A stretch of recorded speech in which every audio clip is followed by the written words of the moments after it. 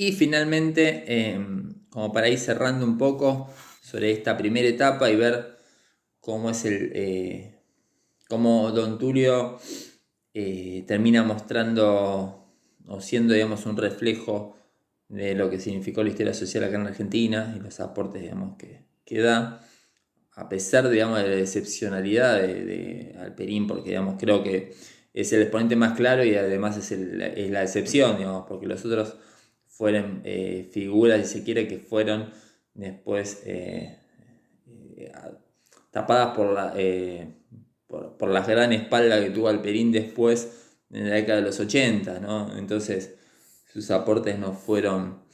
capaz tan destacados, ¿no? Por lo menos no fueron tan relevantes. En fin, es ver, digamos, cómo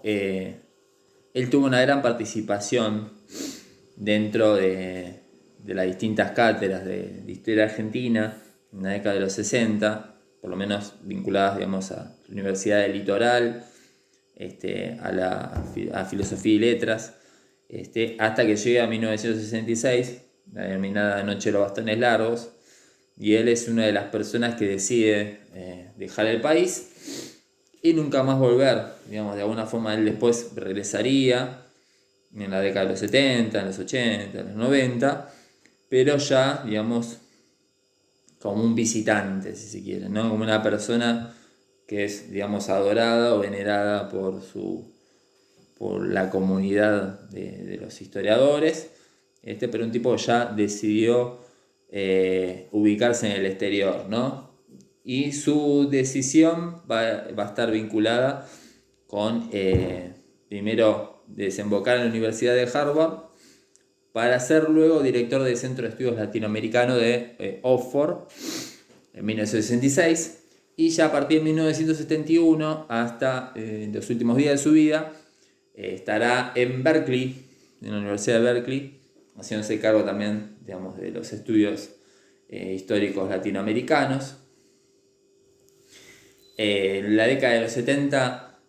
se establece como un visitante regular del Instituto de Itela, y ahí también es interesante esta mención porque la historia social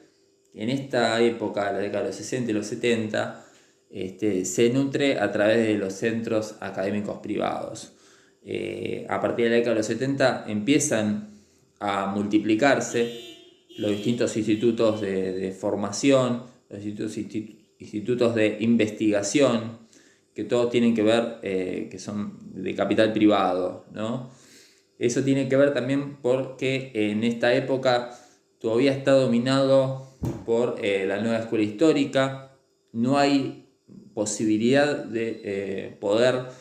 establecer una cátedra paralela, de poder renovar el campo metodológico.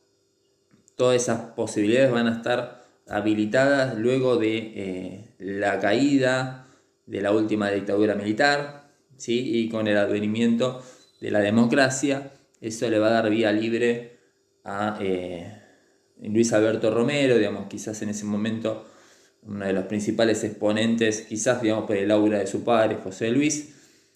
de PESA, que es precisamente uno de los institutos privados de investigación histórica, que se empieza a hacer fuerte en la década de los 70. Estos representantes de la historia social argentina van a poder ocupar los cargos que ellos querían realizar, o por lo menos intentaron hacer luego de la caída del peronismo, pero que no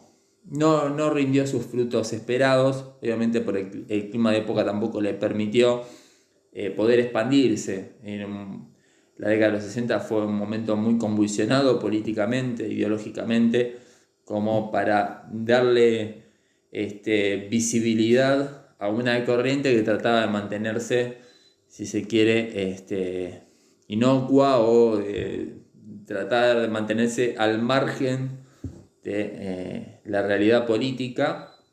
en ciertos aspectos, porque obviamente los tipos al momento de hacer historia contemporánea marcan un posicionamiento, pero ahí, digamos, está, digamos, ¿no? la falsa la falsa objetividad, ¿no? Que es lo que tiene Luis Alberto Romero, que de alguna forma el que tuvo mayor honestidad intelectual fue José Luis Romero en ese sentido, porque él, a pesar de ser un socialista toda su vida declarado, supo también corregir sus puntos de vista con respecto, digamos, al peronismo, sobre todo, digamos, en publicaciones ya en la década de los 70, sin renunciar a sus convicciones, cosa que, digamos, que Alperín, digamos, nunca quiso dar, digamos, el brazo a torcer. De hecho, digamos, siempre fue un tipo bastante orgulloso con lo que publicaba, o por lo menos un tipo que no ocultaba, digamos, sus publicaciones. Resistió un archivo en cierto sentido, ya que todas sus publicaciones después se reunían en textos como, no sé, Argentina en el Callejón, o este gran texto de crítica en cuanto al legado del peronismo que se llama La larga agonía de la Argentina peronista, un texto la verdad que no tiene ningún tipo de base histórica, científica, básicamente un ensayo político, histórico, digamos, que puede haber escrito Luis Majul, pero en este caso lo hizo Alperín Dongui, y es un texto capaz que se da en determinadas cátedras de Argentina contemporánea, pero bueno, iría más como una fuente, digamos, una fuente primaria sobre una persona que trata de discernir en torno al peronismo, pero no un texto científico o académico. Pero bueno, son estas delgadas líneas, ¿no? que sufrimos acá las personas que quizás tratan de buscar otras alternativas que no desemboquen exclusivamente en estos exponentes de la historia social, ¿no? Creo, digamos, que hay que tenerlos en cuenta, hay que leerlos, hay que discutirlos, o sea, no hay que ningunearlos. Por otro lado, digamos, creo que los grandes aportes son los metodológicos, son una nueva forma de ver la historia y también establecer un nuevo rol del historiador, ¿no? Un nuevo rol del historiador